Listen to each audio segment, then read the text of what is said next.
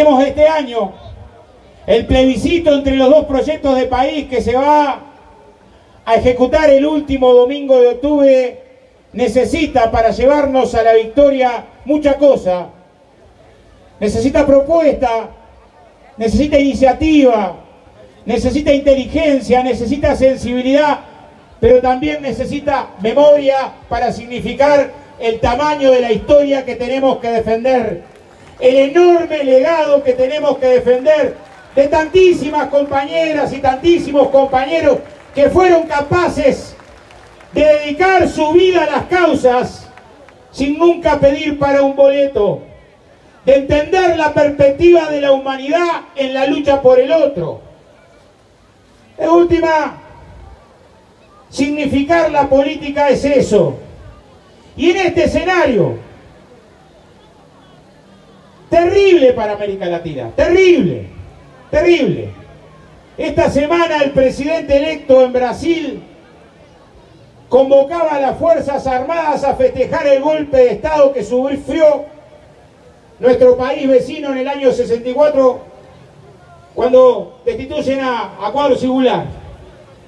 Es duro el escenario regional en que la izquierda tiene que dar una enorme batalla, y para darla es imprescindible unir al pueblo y unirlo en torno a las iniciativas políticas que presenten que los problemas del Uruguay, los problemas de los uruguayos y las uruguayas encontrarán solución en el marco de la conquista del cuarto gobierno.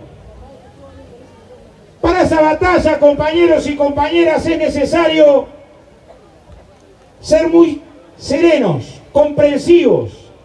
Una parte de nuestro pueblo que nos está reclamando soluciones.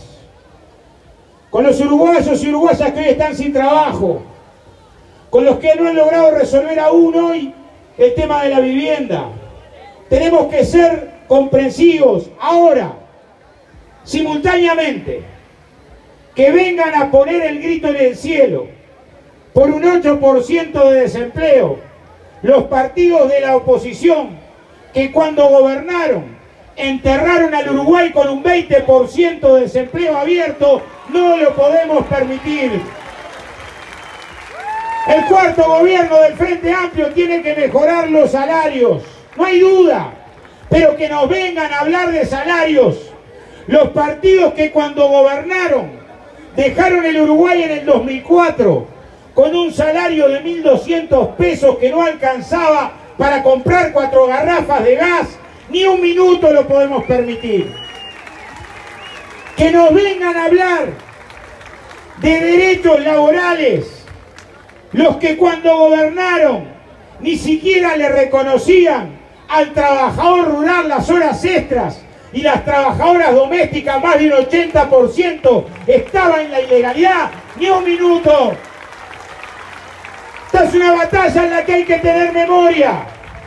Tiene que estar en el eje de nuestra propuesta política el tema del trabajo, sí, pero sin olvidar que hoy hay 1.400.000 trabajadores y trabajadoras registradas a la Seguridad Social, y había apenas poco más de 900.000, que fue a donde nos condujeron las políticas neoliberales que durante años impulsaron los partidos tradicionales. Esta es una batalla que la vamos a ganar con la militancia y con el programa, colocando arriba de la mesa las propuestas para el cambio en la matriz productiva, la necesidad de comprender que en la investigación más desarrollo se juega una parte importante del país, pero además, porque cualquiera puede hablar del cambio tecnológico, cualquiera puede hablar de robótica o Internet de las cosas. Lo que la izquierda tiene que poner en discusión es un cambio tecnológico al servicio del pueblo, sin pérdida de puestos de trabajo, con reducción de la jornada laboral, con más derechos, con mejor distribución de la riqueza que se genera. Eso es lo que nos diferencia. Y eso es lo de que acá a octubre tenemos que discutir para entender que no es todo lo mismo. Más de 30 millones en Brasil no fueron a votar y ahí tenés el resultado. Y hay una batalla campal muy dura por ganarnos la subjetividad, porque pensemos que todo es lo mismo. Hay una campaña sostenida, por suerte, la militancia frente amplista, que es lo principal que tenemos, organiza actividades como esto para demostrar que la esperanza está abierta, la esperanza de cambios populares, la defensa de las conquistas. Compañeros y compañeras,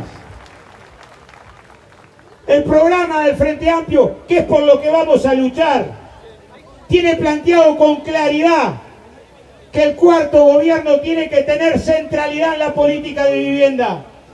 Habla de duplicar por lo menos la inversión, lo que es lo mismo que decir la inversión en vivienda más grande de la historia. Habla de defender el precio de los alquileres y lograr que el Estado construya casas y las ponga en alquiler para evitar que algunos poderosos sectores económicos del negociado del alquiler se traigan recursos de los uruguayos. Y habla, lo que es fundamental, de generar una cartera de tierra urbana para que el negocio inmobiliario no expulse a las trabajadoras y a los trabajadores y a los pobres a la periferia. Nuestra perspectiva no es vivienda de pobre para pobre, es vivienda como derecho. Y lo que tenemos, compañeras y compañeros, que discutir es que para lograr ese propósito, para ser capaces sobre esa base de orientación programática, es necesario dar la batalla política y metodológica. Esto es, hacer que el programa se transforme en el programa de la inmensa mayoría de nuestro pueblo. Ir a discutir con las cooperativas de vivienda, con la sociedad de arquitectos, con la coordinadora de asentamiento, con los trabajadores de la construcción, con la universidad, para plantear que en la batalla por la desmercantilización de un derecho se logra, si se logra primero en la sensibilidad y en el corazón de nuestro pueblo. Por tanto, si algo hemos aprendido de las luchas en América Latina es que no alcanza con el cambio material, no alcanza con la reivindicación económica. Hemos logrado mejorar, todavía poco, pero hemos logrado mejorar las asignaciones familiares. Y logramos un plan de equidad para que la mujer que está más vulnerada, sobre todo, con gurises en la espalda, peleándola como pueda, no esté tan sola. Sin embargo, esa batalla que empezamos a dar en el terreno económico, de distribución de recursos, todavía no la ganamos en el terreno cultural. Y es cada vez más frecuente que se cuestione, un día sí y otro también, una partida de 1.500, 2.000 pesos por mes que recibe una mujer pobre con un gurí. Muchas veces los que la cuestionan son los mismos que son especialistas en ordeñar la teta del Estado pidiendo devolución de impuestos por acá, subsidio por allá. Compañeras y compañeros, el debate de los dos proyectos de país no es solamente político, es ético. Vamos a pelear por defender la parte de nuestro pueblo que está más vulnerada. Más de 6.500 personas, sobre todo mujeres, jefas de hogar, están trabajando en cooperativas sociales, o es que no las vemos. No vemos en los programas de Uruguay Trabajo miles que se anotan. Hace unos años votamos una ley para permitir que en la obra pública hubiera un cupo para las mujeres del MIDE para que pudieran trabajar. 18.516 es el número de la ley. Se votó en diputado y se votó en el Senado. Ni una sola mano de la derecha se levantó para votar esa ley, de los mismos que dicen que los pobres no quieren trabajar, que dicen que son vagos. No es poco lo que está en discusión, no es poco. No se pasa solamente por la defensa de tal o cual conquista. Queremos defender un proceso popular, ser capaces de defenderlo desde la organización, desde el pie, desde el barrio, desde el sindicato, desde la cooperativa, desde la universidad. Porque falta por hacer. Pero no existió toda la vida el Plan Ceibal. No hubo toda la vida boleto estudiantil gratuito. No hubo toda la vida descentralización universitaria. Y pasamos de 800 gurises en la universidad a cerca de 4.000 en el interior que ingresan por año. Y los que nos hablan de la educación son los mismos que cuando gobernaban le pagaban 5.000 pesos por mes a un maestro y tenían la educación cayéndose a pedazos y ahora dan cátedra. Claro que falta. Nos falta en educación. Tenemos que pensar en educación. Un sistema de beca, como dice el programa del Frente, para atender a los sectores más vulnerados, para garantizar el derecho a la educación. Tenemos que pensar un sistema integrado de formación profesional, con la UTEC, la UTU, el INEFOP, la UDELAR, para competir por el trabajo, pelear por el trabajo de los uruguayos, no con una estrategia a la paraguaya, país que tiene la mitad de los trabajadores sin cobrar el mínimo, sino para pelear sobre la base del desarrollo productivo. Tenemos que mejorar en educación. No se soporta más que no tengamos una educación para la población en situación de discapacidad, que tiene que ser prioridad, y lo dice el programa del Frente Amplio.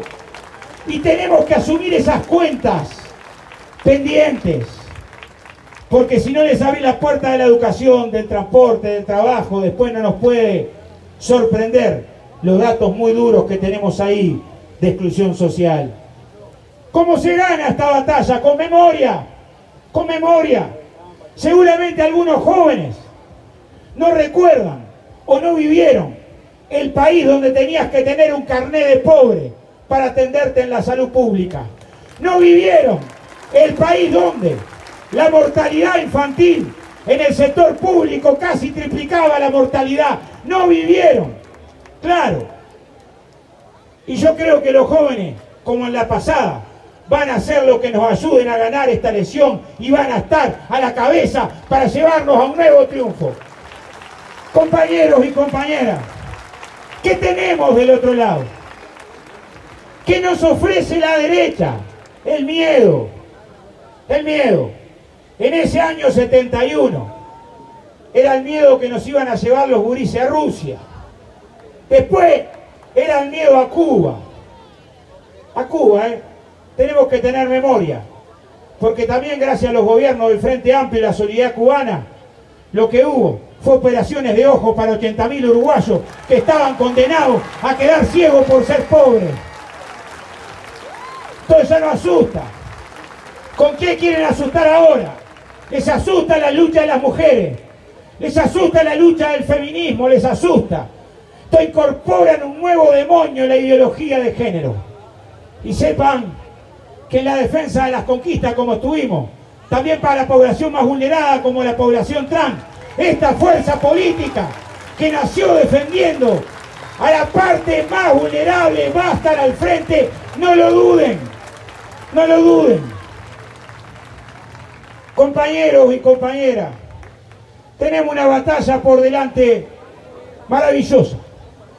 Tenemos que ser capaces de convocar y de convencer de que vale la pena. Viejo luchador una vez sostenía una frase: para que un árbol dure mucho tiene que tener una honda raíz.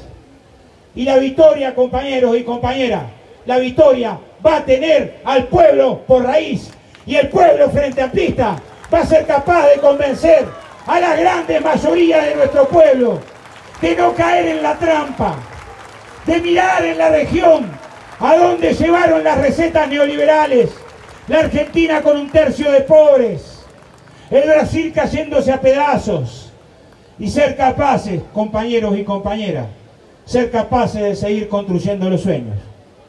Ellos hay cosas que no toleran. Uno puede decir, pero ¿y cómo? ¿Cómo si hay sectores económicos que han seguido teniendo ganancias son tan hostiles con las políticas del Frente Amplio? Y es que los sectores conservadores no toleran ver al trabajador rural cobrando hora extra, o ver a la doméstica que en vez de arreglarla con un pan dulce berreta a fin de año, hoy tiene derecho al aguinaldo. No toleran ver a las mujeres empoderándose y enseñándonos a todos a ver desde una perspectiva de derechos humanos la desigualdad de género. Y esos sectores, compañeros y compañeras, porque hay una mirada muy rancia, muy aristocrática, menos toleran que un albañil de un barrio pobre, hijo de una doméstica y de un rural, pueda ser candidato a la presidencia. Pero hay una cantidad enorme de militantes frente amplistas que nos están rodeando en este sueño de ojalá aportar al cuarto gobierno por los trabajadores, por los cooperativistas, por la educación, por la salud, por la vivienda, por los desaparecidos, por los derechos humanos. A levantar bien alto la bandera, compañeros, a levantar bien alto. ¡Viva el Frente Amplio!